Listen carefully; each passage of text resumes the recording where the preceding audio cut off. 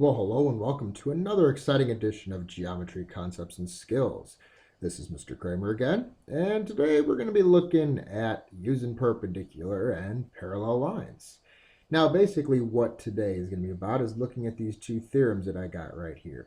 Here, first one that I got says, theorem number one, if two lines are parallel to the same line, then the two lines are parallel to each other. So, as you can kind of see with this figure below, we have here first that R is parallel to S. All right. Then we can see here that S is parallel to T. Well, if that's the case, then what we're trying to say here is that we can also conclude that R is also parallel to T. And that's basically it for that theorem. If we move down then to the next guy here, theorem number two states if two lines are perpendicular to the same line, then those lines are parallel. So what we have here is we've got lines A, we've got lines B, and we've got line C. Now what we have is that if this line C makes perpendicular lines to both A and B, then those two lines, meaning A and B, have to be parallel to each other. Another way we can say that is if A here is perpendicular to C, and also B here is perpendicular to C, then therefore that makes A and B parallel to each other. Okay, let's take a look at some other examples that we have here. Here's what I kind of want to show you. Now notice that I brought out our magical chart again. This is going to come out to be really, really handy to us to kind of help us to figure out which lines then are parallel to each other. Kind of like going back to what we did yesterday. So in that respect, let's take a look. The figure that I have here, I've got D, that's the kind of the transversal between these three lines. Now what you notice here is that A and B, they both have markings there and there. Well, what kind of angles are those? Well, these are corresponding angles.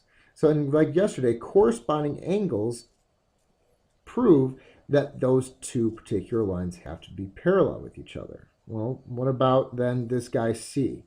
Well, C doesn't give us any information at all. It's just kind of a line here. So what I'm trying to say here is that C is garbage. If there's no information on it or nothing we can use there to help prove that it's parallel with B or A, then it's nothing that's not helping us out. In other words, we can only determine that both A here and B are parallel because of their corresponding angles. All right, let's take a look at another guy here. So here we go. Three lines and a transversal.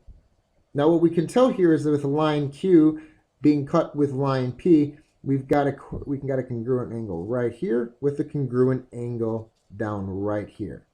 Well, as we kind of know that the relationship that we have here between these type of angles is, well, look, these are on the outside of our lines, and not only that, they're on the alternate sides.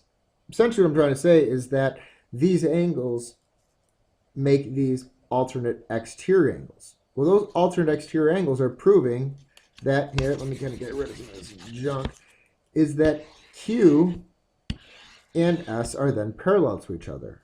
Well, what about lonely boy R here?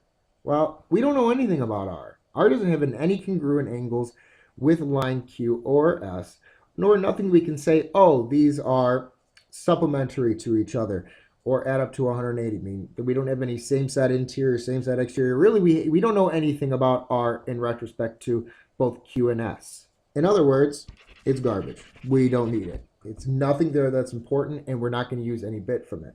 So what we can determine through this entire ordeal is that only Q and S are parallel lines, and that's because of their alternate exterior angles.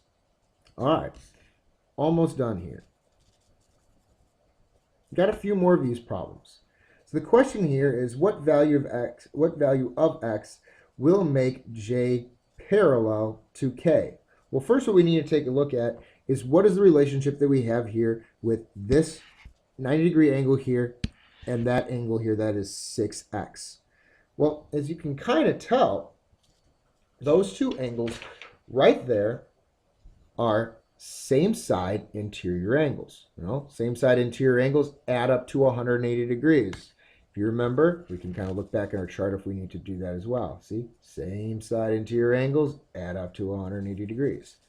So with that being said, if I'm trying to set up this guy here, this problem, we're just looking at 90 plus 6x equals 180 degrees.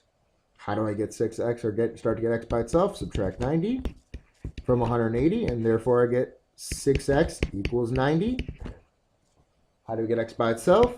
Divide by 6, and x will equal 15. All right. Got this second one down right here. Want you guys to take a look at that.